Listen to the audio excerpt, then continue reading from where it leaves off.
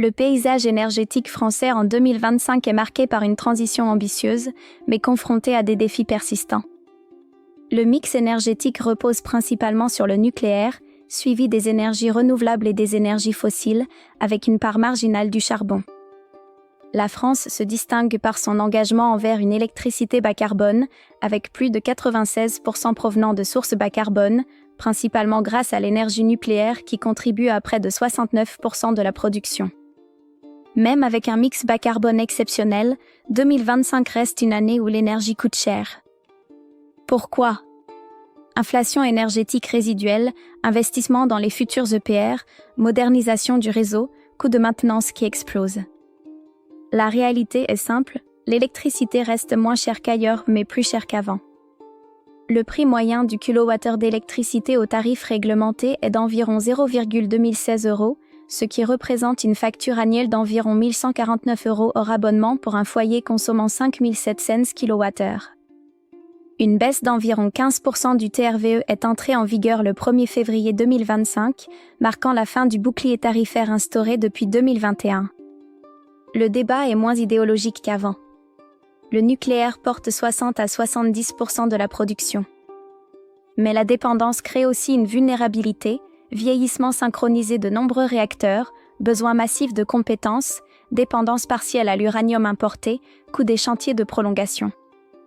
Le gouvernement a signé un nouveau contrat stratégique pour la période 2025 à 2028 afin de relancer la filière nucléaire, garantir la souveraineté énergétique, renforcer la compétitivité industrielle et accélérer la lutte contre le changement climatique.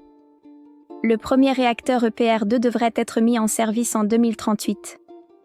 Le présent montre une équation rare, la France doit rénover et relancer en même temps. Le solaire progresse vite. Les éoliennes restent un sujet de débat territorial.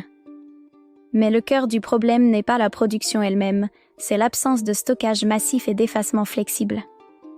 La part des énergies renouvelables dans la consommation d'énergie finale brute en France tourne autour de 21% en 2025. L'objectif est d'atteindre 40% d'énergie renouvelable dans le mix électrique d'ici 2030. 2025 révèle une vérité simple, le renouvelable complète la stabilité, il ne la remplace pas encore. La sobriété est encouragée au bon sens du terme, pas une contrainte punitive, mais un moyen de réduire les pics et d'éviter les coupures.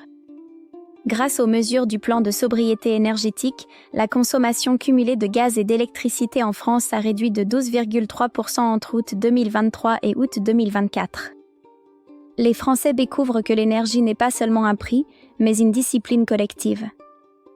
Louis Garrel, l'électricité, on la croit invisible jusqu'au jour où elle devient une inquiétude.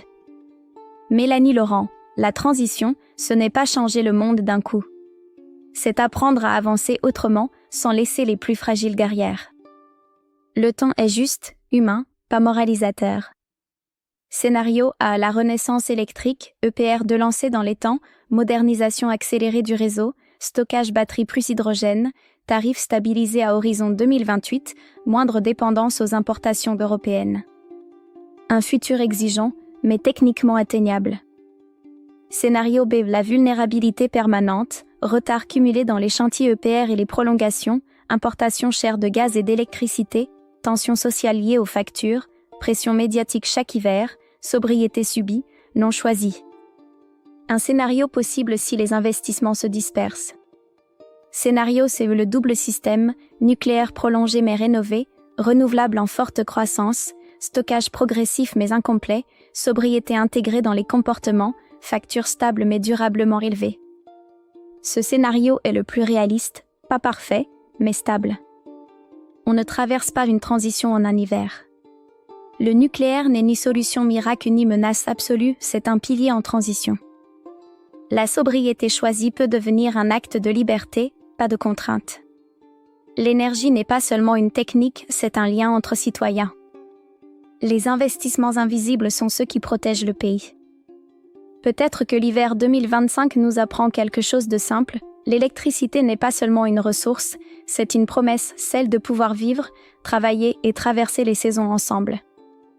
Et toi, où mettrais-tu l'effort principal pour les 10 prochaines années, nucléaire, renouvelable ou sobriété intelligente ?